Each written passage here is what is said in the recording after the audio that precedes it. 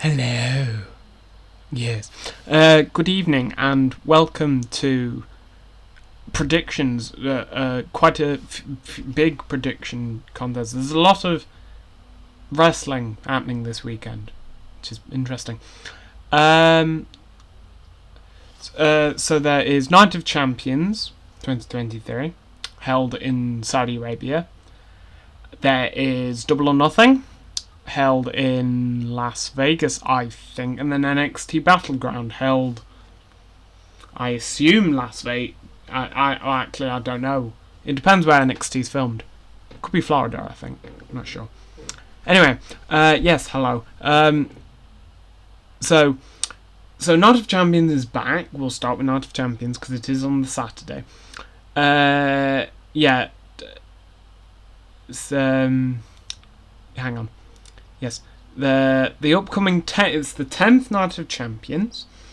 It is the first Night of Champions held since 2015, which is the one where Seth Rollins famously injured Sting, ending his career for a bit. It wasn't Seth's fault, of course.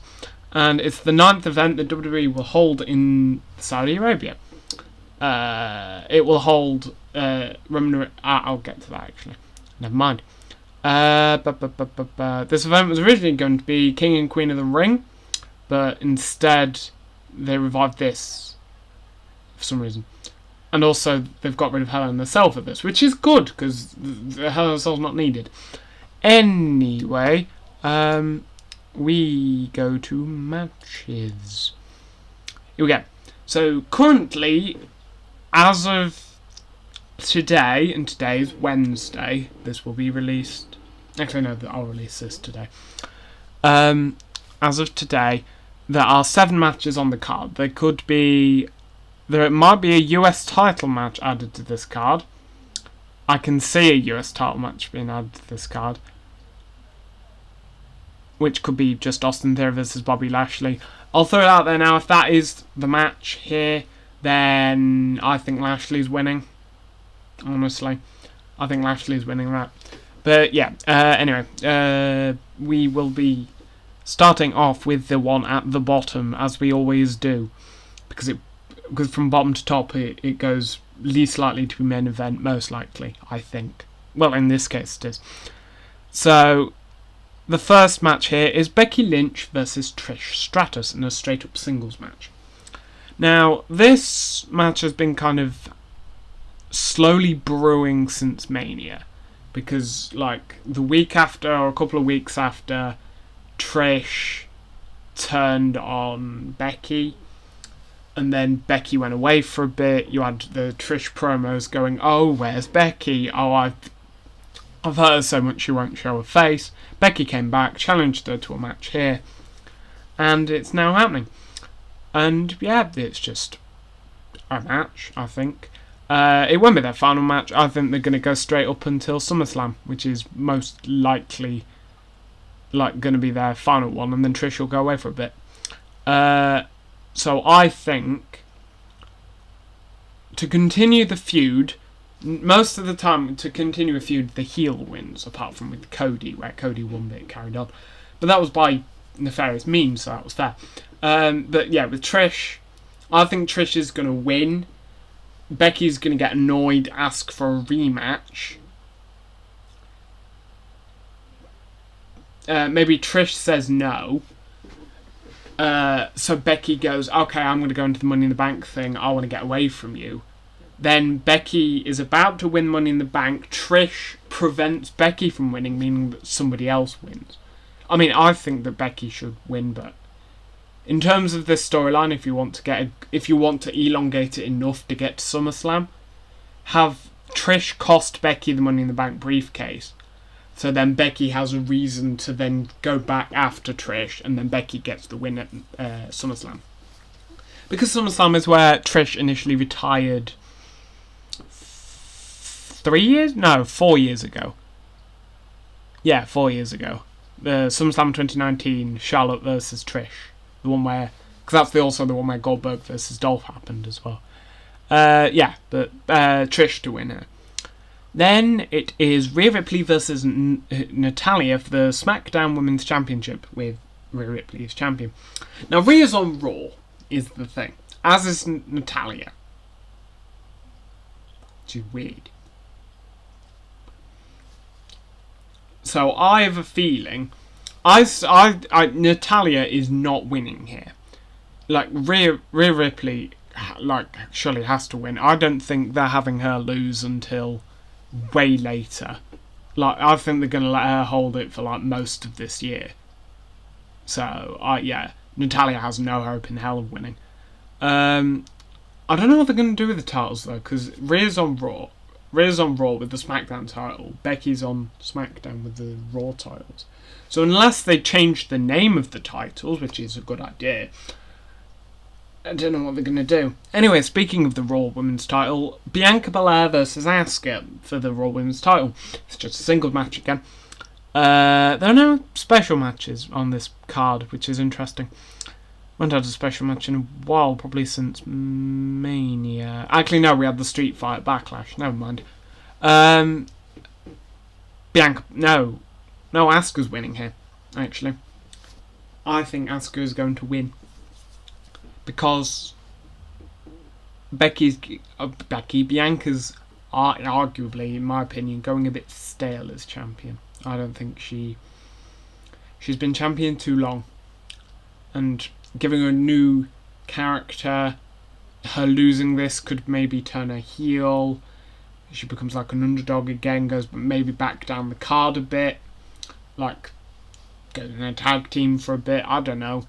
But like we need something different, we need somebody else at the top of the card, and Asuka with like this new character with the face paint and everything is a new character.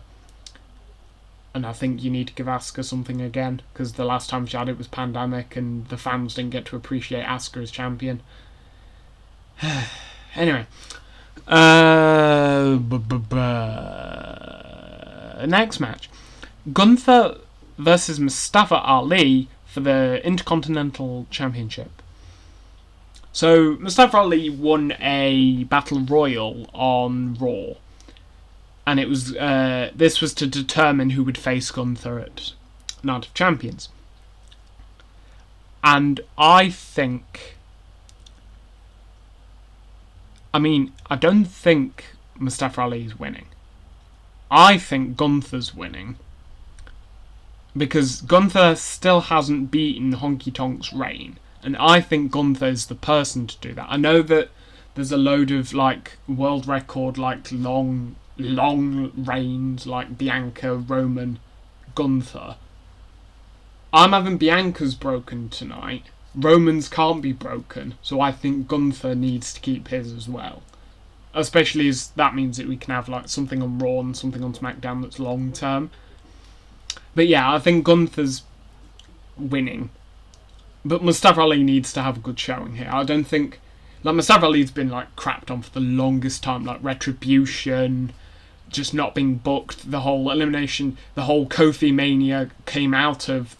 It was meant to be Mustafa Ali versus Daniel Bryan versus Kevin Owens at Fastlane, but Mustafa Ali got injured and he got thrown out, and Kofi ended up there instead. Or was it the other? I can't remember. But yeah, Mustafa Ali was the one who was crapped over for Kofi Mania. I mean, Kofi Mania was great, but Mustafa Ali has kind of like, he's never gotten up there since then, and I think having at least this Intercontinental title match against Gunther might be a way of proving that how good he is, especially as Triple H is still in charge for now. Please. Anyway, next match is a tag team match for the undisputed WWE Tag Team Championships, which is Kevin Owens and Sami Zayn, who are the champions, versus the Bloodline, which is Roman Reigns and Solo Sikoa, with Paul Heyman in their corner. Now, on this night, this is the night where Roman Reigns hits 1,000 days as champion. So it'd be very weird for him to lose. But putting the tag team titles on Roman after he already has 2 titles, meaning he would have 4,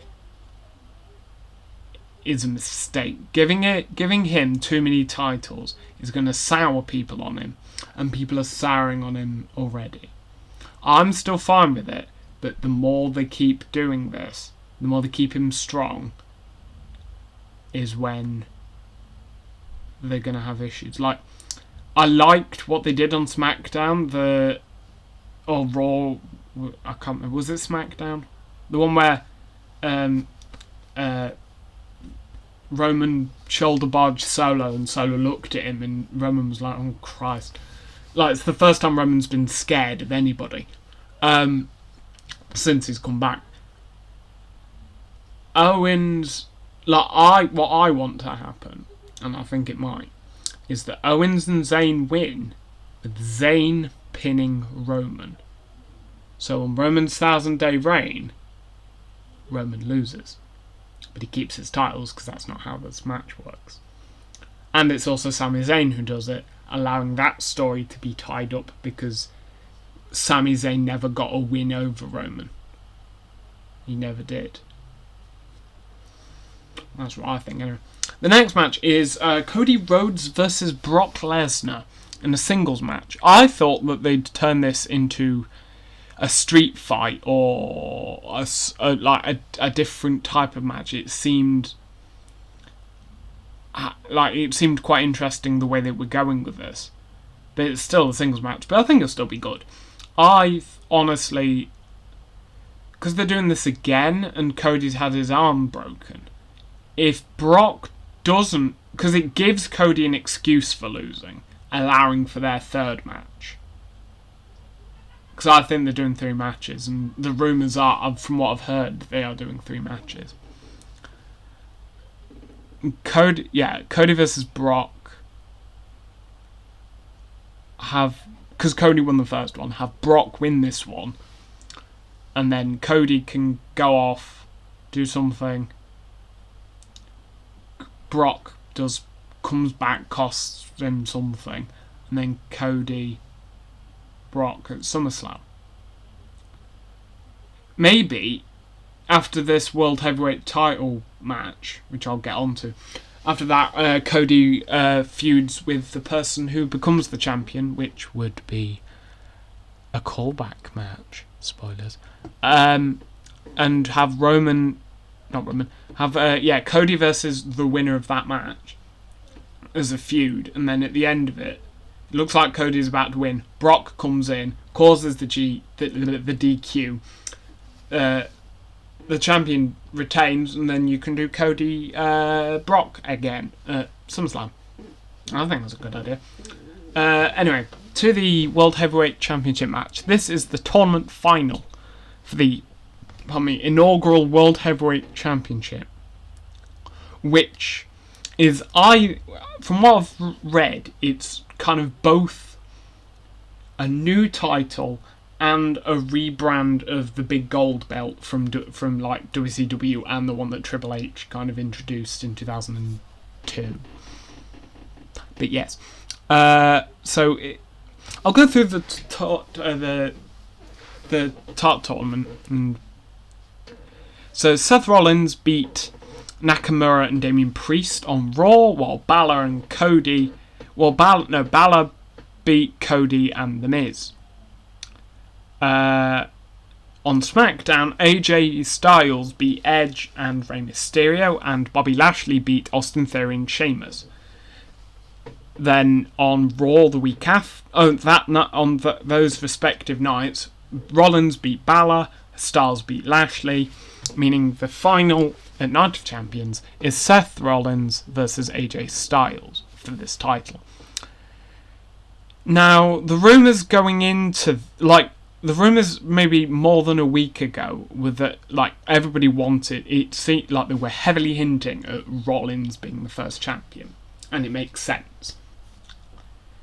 The only spanner that's now been put in the work is that Rollins has just been recently cast in the Captain America film as a member of the Serpent Society, so he is going to be away filming.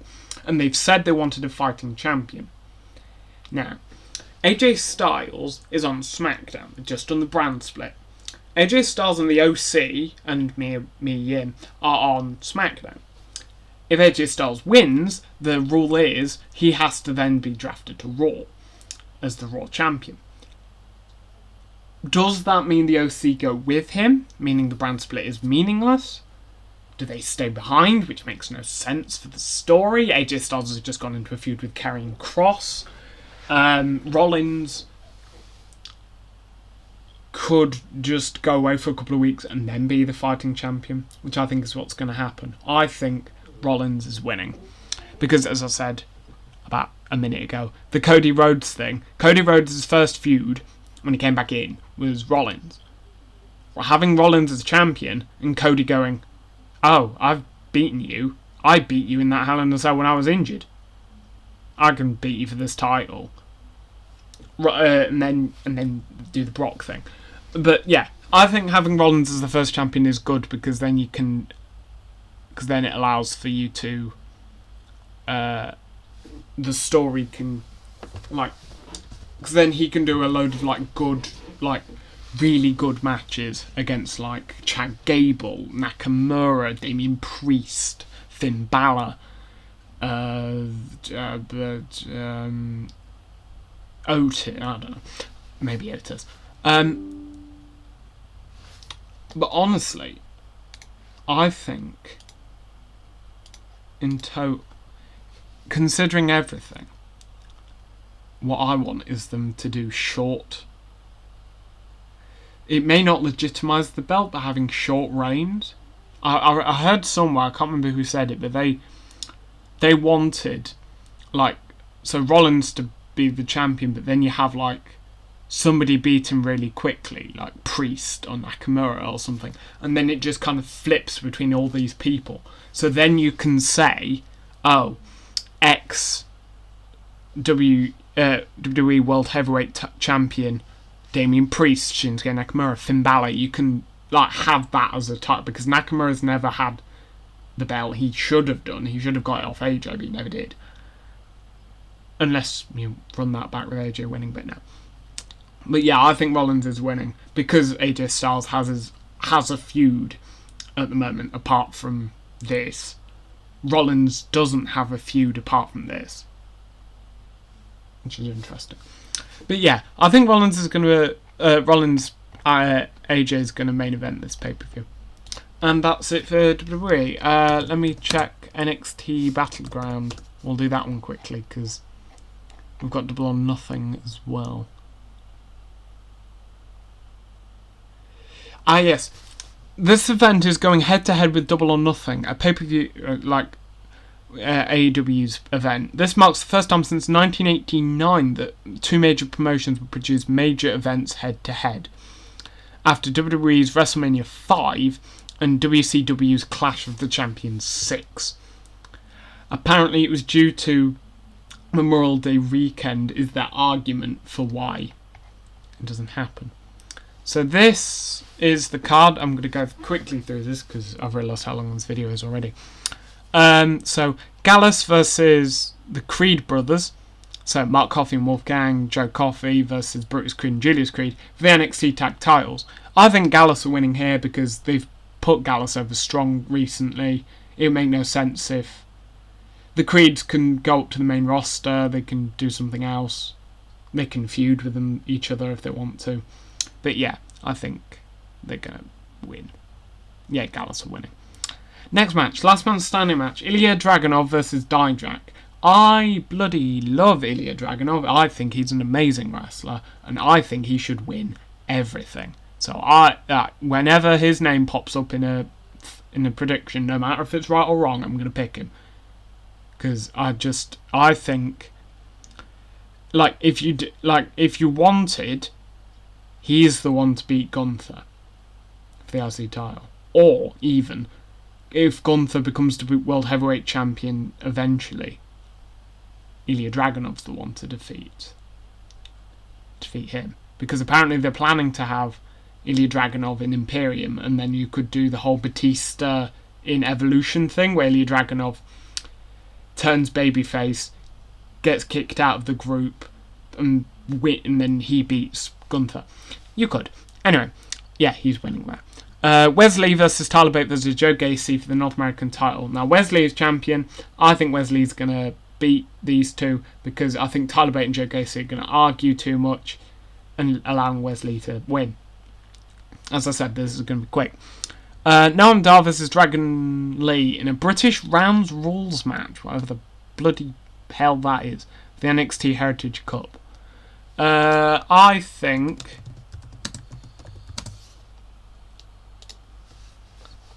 a British Rules match is a more constrained singles match where the match is decided on 2 out of 3 falls. Okay. Oh no, matches consist of 6 3-minute rounds with 20-second breaks between each round. Okay, I'm confused about this. Anyway, yeah. Noam Dar holds the Heritage Cup. I think he's keeping it because I don't think Dragon Lee... I don't know. I don't think WWE are quite that into Dragon Lee for some reason because they brought him in and then they didn't do anything with him. I thought he'd beat Wesley for the North American title, but he hasn't, so... I don't know. Next match, Lara Valkyria versus Tiffany Stratton in the tournament final for the vacant NXT Women's Championship. I'll quickly read through the championship tournament that happened before this. So Tiffy Stratton beat Gigi Dolan, Roxanne Perez beat JC Jane, Lara Valkyria defeated Kiana James, and Cora Jade defeated Fallon Henley. Then Tiffany Stratton beat Roxanne Perez last night, and Lara Valkyria beat Cora Jade, which I'm surprised by. So now it's Tiffany Stratton versus Lara Valkyria in the final. I think Tiffany Stratton's going to win because I think they're putting all the kind of eggs into supporting her and having her thrive as the NXT Women's Champion. And I think even if Roxanne Perez had kept the title, or Indy Hartwell rather, I think she'd have eventually got it anyway.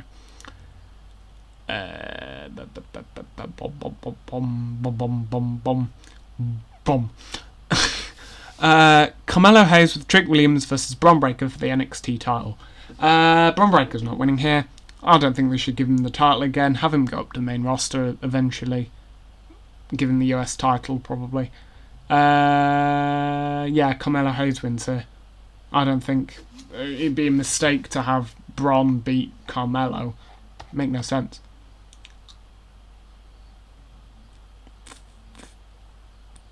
Well, yeah, now that's it on the WWE side. Hang on. AEW Door on Nothing. 2023. Oh no, they're being held in Paradise, Nevada, so not Las Vegas. Here we go. Double or Nothing 2023. There are currently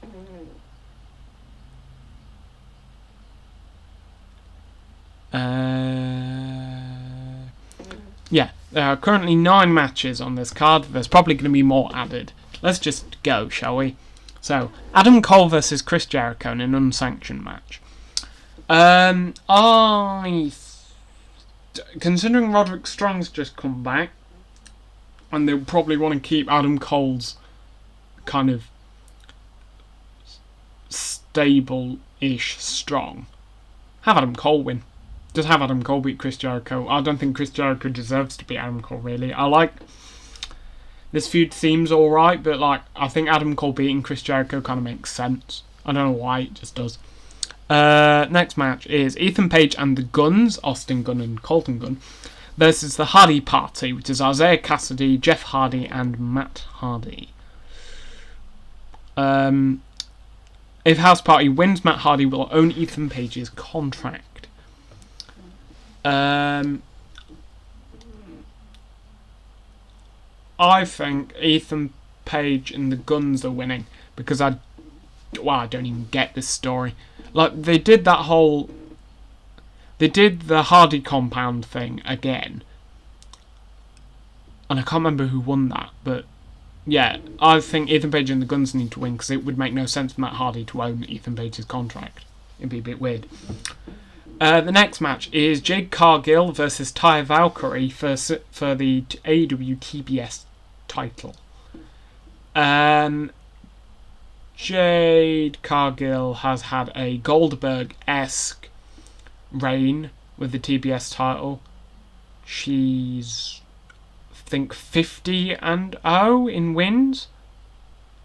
Or 50, or she's gone past 50 now. And I'm honestly bored.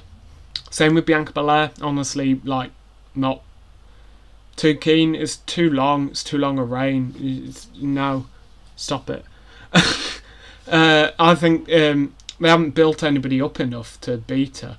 And unless they're waiting for Chris Statlander to come back, which I think you're going to be waiting too long on that, have Taya Valkyrie just win. Because then you can have Chris Statlander beat Taya Valkyrie. It makes sense. Anyway, next match. Anarchy in the Arena. Blackpool Combat Club, which is Bryan Danielson, Jon Moxley, Claudio Castagnoli, and Wheeler Yuta, versus the Elite. Kenny Omega, Matt Jackson, Nick Jackson, and Hangman Adam Page. I think because Adam Page has just reformed the Elite. Well, the Elite already existed, but he's now been put back into it. I think they'll win. And the fact that they're the faces, I think people will cheer them, most likely. And the fact that the AEW game's coming out soon and Kenny Omega's like the big face of that, if they have him win, then it'll look good for the game. It'll be like, the poster boy, the guy who's been like championing our game, he's won. Look at him. Hey. Anyway, next match. Jamie Hayter versus Toni Storm for the AEW Women's World Title. I hate the storyline. I hate the Outcasts as a faction. They're not fun. They just spray paint things. And they're like, oh yeah, we're ex-WWE women. Alright. What are you aiming to prove?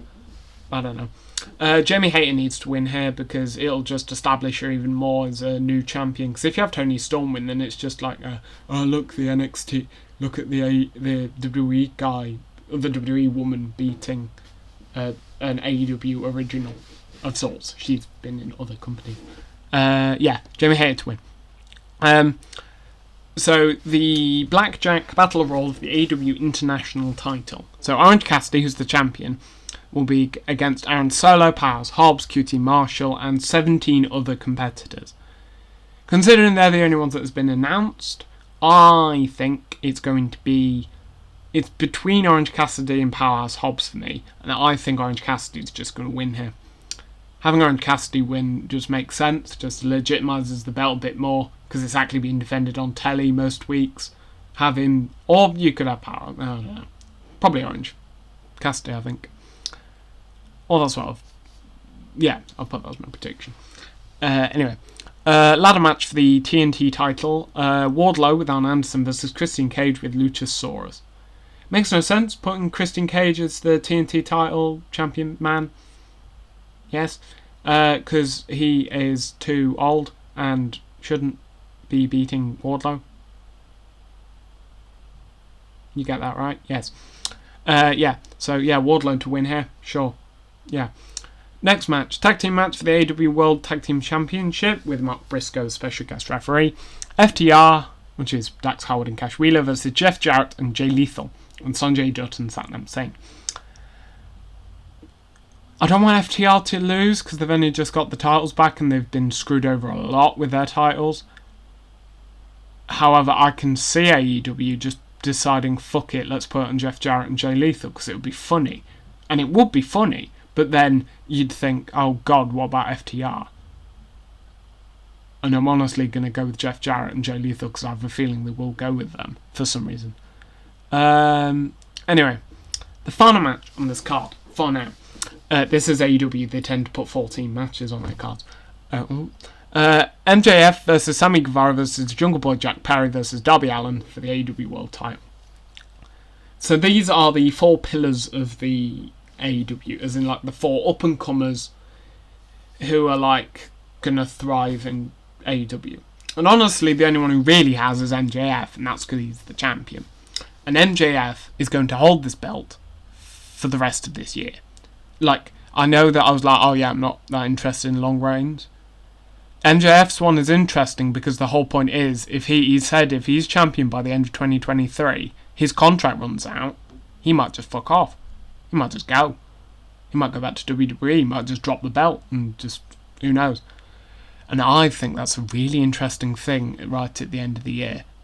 So I think MJF is winning here. And also, none of the others are really as good as him on the mic or in the ring, honestly. But yeah, sorry that was a bit quick. Well, it's not quick, we're 30 minutes in. But yeah, as in like, just powered through them at the end. But yes, that is everything. There's wrestling. That it will be this weekend. That is Saturday and Sunday. I hope you enjoyed the video. I hope you enjoyed my predictions. Yes. And I will see you whenever the next pay-per-view is, which would be Money in the Bank, which is in the UK. Hooray. What the Brits. Okay, bye.